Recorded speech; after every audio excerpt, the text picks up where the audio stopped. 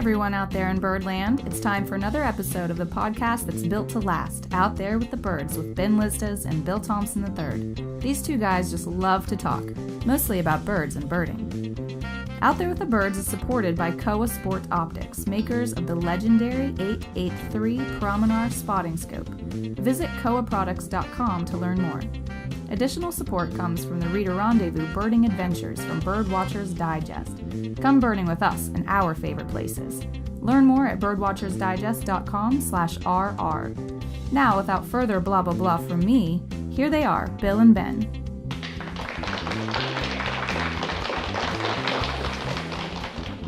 Hey Ben, normally you and I are talking over Skype. We're doing our interview for Out There with the Birds, the podcast. But today, actually tonight, we're somewhere different. And we're talking in person. We have the benefit of seeing one another as we talk today.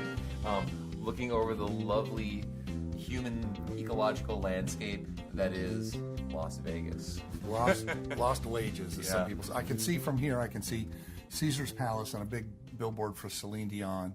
I can see Planet Hollywood. What else? You know, the Mirage.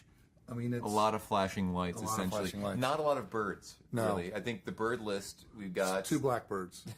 Brewer's blackbird and common grackle is what I've seen. There's probably a rock dove out there somewhere. I guarantee you there's a rock dove out there and probably some house sparrows, too. So why are we here? You know, that's a good point. We are at... Is it a lost weekend? We just got away? I'm way too old for Lost Weekends, The Hangover Bill. Part 5. Yeah, the birder version of it. No, we're out here for the SHOT Show, the Shooting, Hunting, and Outdoor Trade Show, which really seems like an odd spot for two birders to be. And I think as we have gone and worked the SHOT Show and visited various booths and tradespeople, that we are the standout couple here. Yeah. And in terms of what we do, not too many other bird watchers making the rounds here, but we got a few birder friends among the various exhibitors here, but they crop up everywhere, don't they? They do. You can't hold them down. Yeah. You can only hope to contain them. I've been coming to the SHOT Show for many, many years. I don't know, well over 12 years, I would say. Mm-hmm. And even when it was down in Orlando, and it hasn't always been the most enriching experience. But when I first started coming here, and let's make it clear, the reason you and I come here is because the optics companies are all here. Yes. Because hunting uses lots of optics, like birding does. But hunting uses even more. They have rifle scopes and range finders and spotting scopes and binoculars and all that stuff. So we get to talk to the people in the optics industry who are the product developers and who make decisions. And they're all here in one place. Right. It's easy for us to come and visit everyone, hear about new products that are coming out, understand what they're doing, what their goals are for reaching bird watchers. And I'd like to think that for these folks, we're a breath of fresh air. You know, or at least a breath. So we met with a bunch of different people today, had good meetings. Largely the stuff we're doing with these folks is kind of already sewn up, but it's not always nice to go around and see, because you occasionally stumble across things that are really cool. Like I'm a big admirer of certain boot companies, and we talked to some of those folks today, and we found this new little water bottle that collapses down into things from Hydro Pack. Yeah, that was really cool. So, there have been some cool little discoveries. Of course, bird watchers and hunters, even though many of our listeners may think there's no crossover, there's a ton of crossover there. We both care about the environment. We both want there to be birds and animals and natural habitat for them to thrive in. We also use and need, when we're out there pursuing our avocations, we need a lot of equipment. We need weather gear, we need insect repellent, we need boots, we need hats, we need optics, we need all kinds of stuff. So it's kind of interesting to see a show that's as big. Of course, the hunting industry, I like to say, had a 10,000-year head start on birding. Yeah, absolutely. Right. Absolutely. But it makes you think how much, John James Audubon, right, a very accomplished hunter, as you can tell by his paintings. I think we talked about this a couple times today, though. Would he have, shot as many birds if he had a good pair of binoculars? Probably not. He could have just looked at them through his nice little binoculars and said, "Oh gosh, the ED glass in this binocular really makes me want to put down my shotgun." Yeah. But anyway, the hunting market is very, very, very organized and very, very established and huge, and just the sheer volume of this show is incredible. Vegas might be my least favorite place on the planet to go to. I'd pick any dump anywhere, in a way, because there'd be birds there. Yeah. And really, we're inside here, and it's not really a wonderful thing. But it's always fun to see our friends and, make new acquaintances and see what new products are there. And it's helped us over the years choose what we're going to do for our optics roundups, and it's helped us over the years, see some market trends and things like that. So what I saw that was different a little bit this year, Bill, is as we went to some of these vendors who in years past were not so familiar with bird watching, didn't recognize bird watchers as a unique market segment, it seems to me as though this year, almost more than years past, there's been more attention. The eyes perk up. Bird watching seems to be coming to being recognized as a serious market for these folks, because really it's a business trade show we're at. So right. It's all kind of market demographics. But I think bird watching is kind of starting to make it. I hope so. Besides these folks, I've been saying a lot in the last few days that we want to reach a tipping point with birding, where all these companies whose products we're buying as bird watchers already, boots and pants with zip off legs and vests and nice hats socks and nice socks, and all these products that are being made and sold to hunters are all being purchased also by birders. Maybe not all the camo and the bright hunter orange, less guns, but fewer guns, but we are a market waiting to be discovered by some of these non-optics, non-traditional birding companies. And I really think that we're hitting a tipping point. And that's an interesting thing we were talking earlier about Subaru. You want to talk about that? Subaru. So this week, and this is, Subaru is not paid for this plug at all, but hats off to Subaru. They announced that one of the 6 or 7 new apps that they're putting in their information system on board is going to be eBird. Right. And perfect choice for Subaru in that they know their demographic, people who like to go to wild places outdoors. And eBird, obviously an app that has geolocation information built into it that birders want to hear. So you plug in your destination that you want to go to. Where am I going to find the Bohemian waxwings in here? GPS comes right up on your Subaru dashboard. So if Subaru sees bird watchers as a demographic that has come to fruition, right? Maybe some others will follow suit, right? That tells us that I would say we're a mass of nature enthusiasts, and the more I think bird watchers can make their voices be heard, the more we're going to find groups will jump to accommodate them. Subaru, a great point. And well, if you go to any birding site at this time, it's winter right now, and you go to any birding site, especially in a wintry part of the country, and you're going to see a significant number of Subarus because it's a good winter car, right? All-wheel drive car. I go to a lot of cross-country ski meets. Subarus are well represented in the parking lots there, and I guess that is a good enough segue to think about kind of one of the things I want to talk with you today. Even though we're here in the arid desert of Vegas, but winter birding, it's kind of high season for winter birding right now, and it's interesting how it's a different type of activity. You seek out different types of birds in your traditional spring or fall migratory bird season. I think of winter birding as a time where perhaps you're going to see more rarities, population fluctuations come more into play, birds that might be coming out of their traditional zones. You see owls coming down south, snowy owls, great gray owls, Bohemian waxwings. So things crop up in winter that can give you a level of excitement that maybe you don't have the quantity and the numbers of birding that we see during peak spring and fall migration, but things can get kind of exciting in winter. Oh, sure. Yeah. And as you said, owls are often a big part in winter because a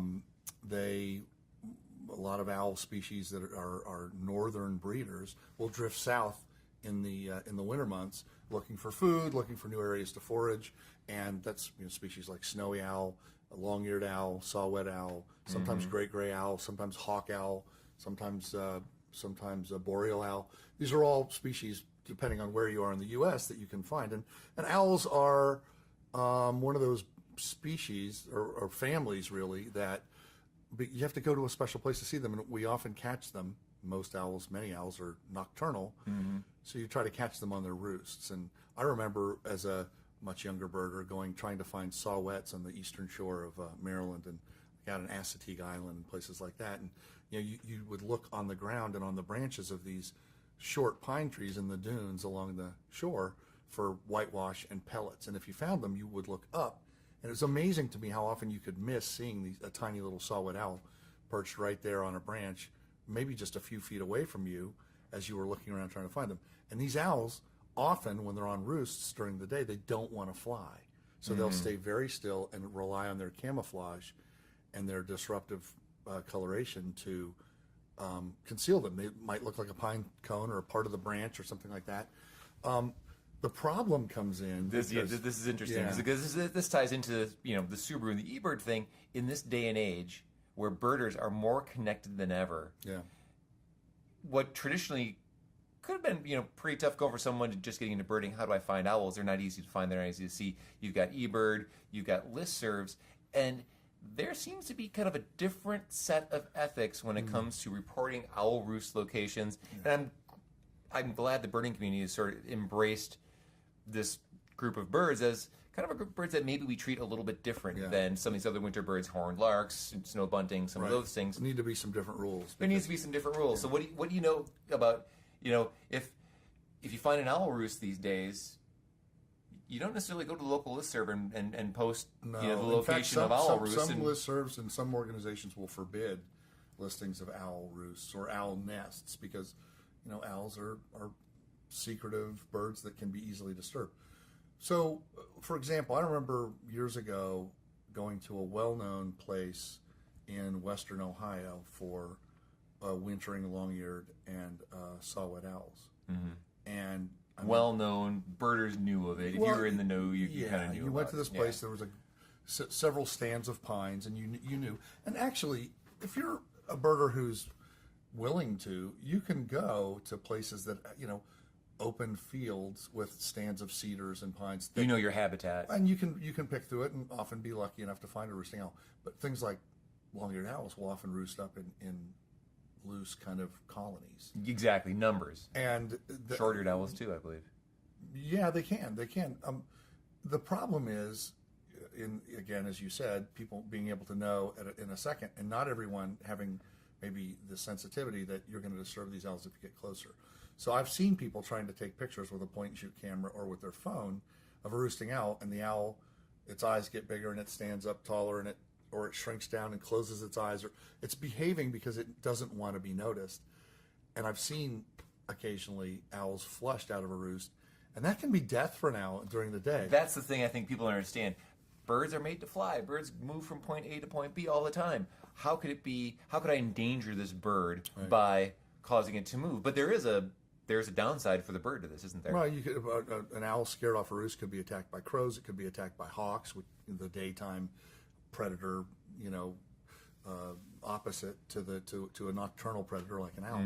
And these things can get, they can get harassed. They can, if their energy reserves are low, if the hunting hasn't been good and they're flushed, they can really wear them out. And, if we as bird watchers have any responsibility at all and feel any responsibility at all, we want to protect the birds that we love watching, no matter what bird it is. The cardinals at our feeder, we want to make sure our feeders are clean so that the cardinals aren't getting diseases, or house finches aren't getting house finch disease, or whatever. We have a moral and ethical responsibility to treat these birds with respect and to respect their privacy, to keep our distance. And we have spotting scopes and optics that can magnify things. It's perfectly okay to watch an owl from 25, 30, 50 yards away through a spotting scope and get a great eye-filling view and great photos and everything, but you're not disturbing the owl. And you can tell when you're disturbing an owl. Its body language changes, and you're truly disturbing an owl if it flies. And if it flies, bad things can happen. So I think anybody who's interested in seeing an owl, if you've never been to a winter owl roost, or you've never found an owl during the daytime on its roost, do a little research on what the proper technique would be. There are plenty of websites out there that recommend it, and there are lots of news items and I would say sort of rants out there for people who have done bad things with owls. Another thing that's a little bit, I think, unethical about owl watching in the winter is photographers will often lure them out with mice. Baiting owls. And it's a different kind of bird feeding. And I guess, feeding birds sunflower seed or hummingbird nectar, there's some mild controversy around there even. But boy, when you bring it up to the next part of the food chain where you're throwing out lab rats and Right. things like that to try to attract owls, it definitely creates a level of disturbance to their natural behavior that Essentially, yeah. And you don't know where, if you're buying mice from a pet store, you don't know necessarily what they're not going to be. It's not going to be organic, free range mice or voles or whatever like Yeah. an owl might catch normally. So I think everybody needs to just think about treating these birds with respect. And so sadly, it's given bird photographers and especially owl photographers a bad name because some of the behavior of a handful of people has been egregious, and even there have even been legal problems, legal penalties that have come from that. So you have a chance though to see this amazingly charismatic, larger bird that is standing, in a rooster still like an owl, and the temptation to capture that moment on film is mighty. Yeah. Because you don't see owls that often. You want to show your friends, you want to show your family, and that I think is where we get into some of the trouble with that. And I'm not trying to portray photographers as being bad characters. Well, it could be somebody with somebody with a cell phone. Exactly. Trying to blow it up, and I want to put this on Facebook. We're not experts on this stuff, but we have feelings about it. We've expressed our feelings, and I think those folks out there listening kind of get what we're saying, I hope. And if they don't, they can feel free to disagree, but they can also email us and tell us their feelings on this. That's right. We're going to post a note about this episode on the Out There with the Birds blog, so feel free to come on there and comment. We've got lots of good content on that blog. It's a companion to our podcast. And so what else you got? Well, what's cool about one of the things, we touched on how technology is helping us to keep track more and more of where the birds are showing up amongst birders, but of course scientists are using the same technology. Right. eBird, Citizen Science, etc.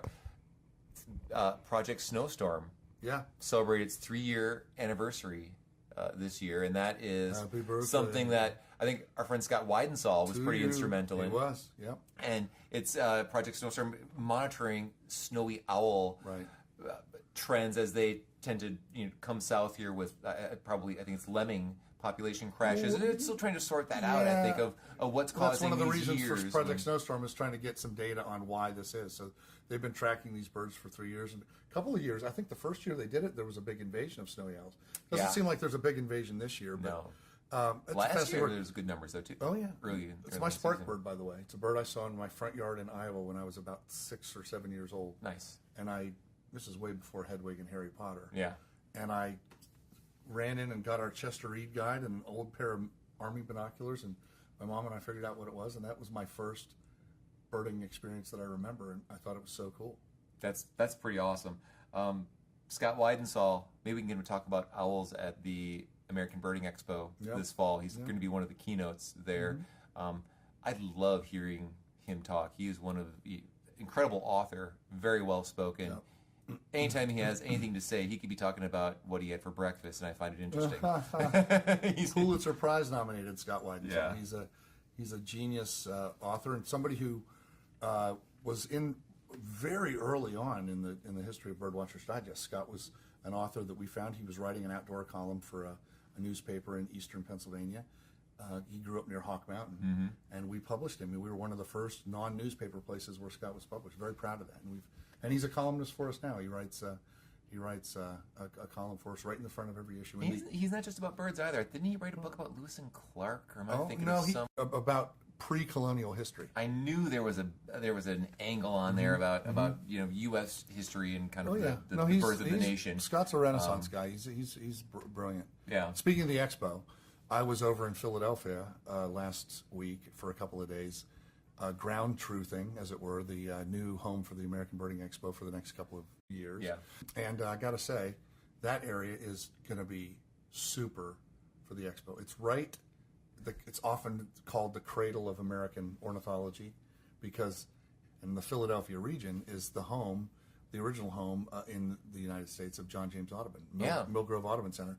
So that was a kind of a neat little convergence. Of course, there are lots and lots of birders over there in the east. Lots of active bird clubs, right? Lots of active bird clubs, lots of really great birding sites. So I think this expo is going to shape up to be something really super, and I'm hoping that some of the new people we talk to here at the SHOT Show might come and be exhibitors. We're going to have people from many, many countries, and if people want to hear more about the expo or learn more about it, they can go to birdingexpo.com. But we hope everybody listening will consider coming.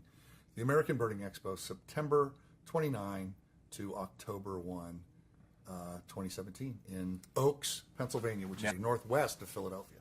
So, getting back to winter birding here, Bill, we talked about owls.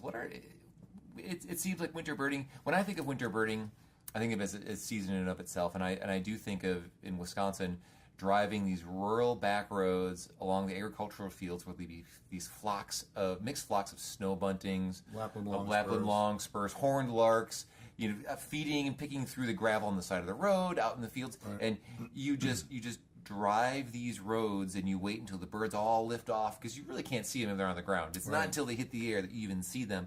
But once again, it kind of harkens to the seasonality of that different style of birding this time of year. And when you think of winter birding, I mean, what are some of the things you look forward to that you might not be getting in the spring and fall? Well, Southeast Ohio, where I've done a lot of my winter birding, it's, going to an open place like, there's a place there called The Wilds, an old recovering strip mine.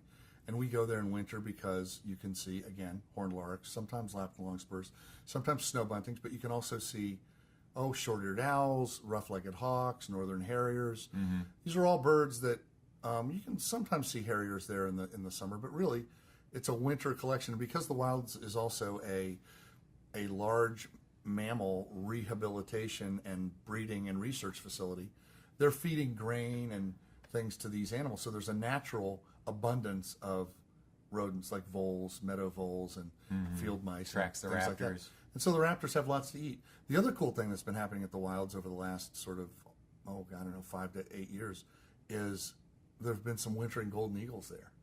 Oh, sometimes nice. More than one, usually one, sometimes two. And the folks at the Wilds are occasionally willing to, I think, leave a roadkill deer somewhere, and the eagles will come in. They're opportunists, like most raptors. Absolutely, scavengers. Come in and get on those deer. So that winter birding for me is that. It's also, as a kid, we used to drive what we called the duck route up the Muskingum River and stop at all the dams and where all the runs came down and met the river. And this time of year, you're looking for flocks of ducks. If it's a super cold winter, which we really haven't had yet in Ohio, once Lake Erie freezes, we often get a lot more ducks and other things, even bald eagles down on the Ohio River in southeast Ohio, because there's no open water. So, winter birding is also that for me, looking for gulls, looking for Bonaparte's gulls, looking for, ducks. Like sometimes we even get scoters and things like that. So that's kind of what it is for me. Raptors, owls, larks, and field birds like that, and then a lot of waterfowl. Each winter, I keep telling myself I'm going to make it over to our neighboring state in Minnesota and go to Sac-Zimbabwe. Where we had our first reader rendezvous.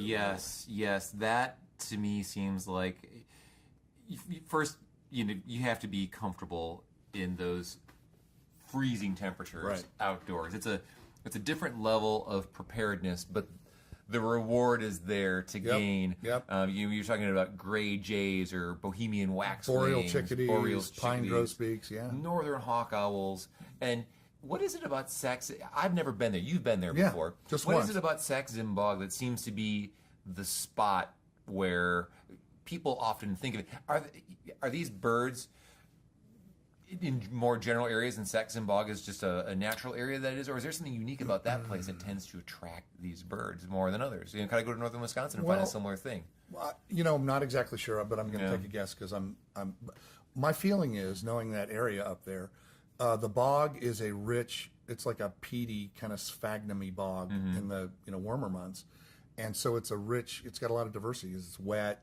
It's not highly developed, so there's not, like there aren't farms and stuff there. It's too wet to farm. It's too wet really to build on. So there's this whole giant area that's grown up in old, like wet forest, and bog forest really, that is largely probably unchanged for hundreds of years. Because it wasn't that useful. Right. Well, I mean, unless you're a northern hawk owl. Right. Great gray owl. So these, so there's an abundance of hares there, rabbits, snowshoe hares, and there's an abundance of squirrels and things like that.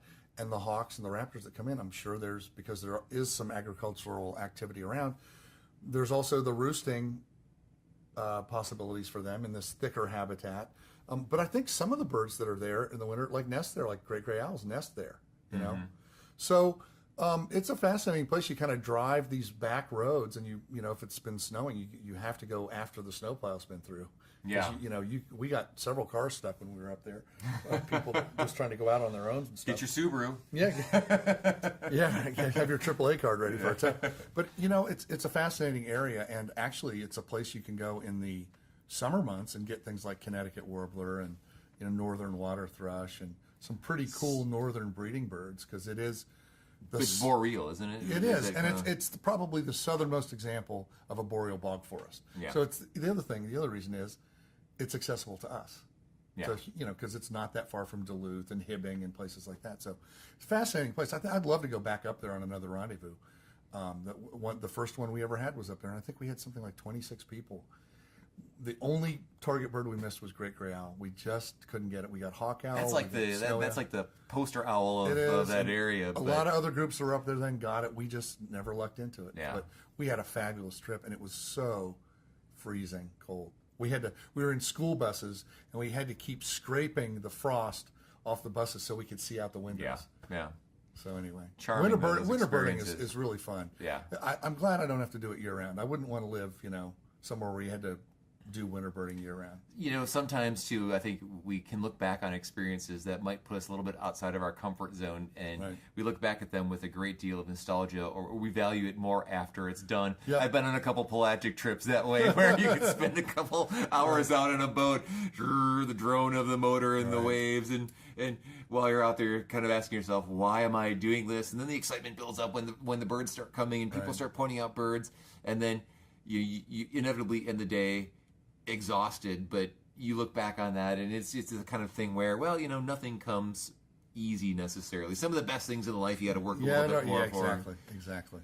So, well, hey man, thank you for spending this little trip with us out in Vegas. yeah, it's like I said, it's a whole different ecology out here of neon and whatnot, but Right. good to take a little bit of a break from the visual that's in front of us and reminisce about wilder places and the things that we like to do there. Good birding right outside of town here at the Henderson Water Treatment Facility. Phenomenal birding. I mean, We only had time to get there. I think flights early tomorrow, and bang, next thing you know. Well, Ben, great talking to you. But even better in person, and thanks for being my Out There with the Birds podcast partner. And look forward to many, many, many future episodes. That's right. Until next time, Bill. All right, We'll later. see you out there with the birds. Bye. That's a wrap for this episode of Out There with the Birds. Special thanks to our sponsors, Koa Sport Optics and the Reader Rendezvous Birding Adventures from Birdwatchers Digest. Your next birding adventure starts at birdwatchersdigest.com/RR. Tune in next time for some more birding chatter and bird news that matters with Bill and Ben. Until then, good birding, and we will see you out there with the birds. Bye-bye.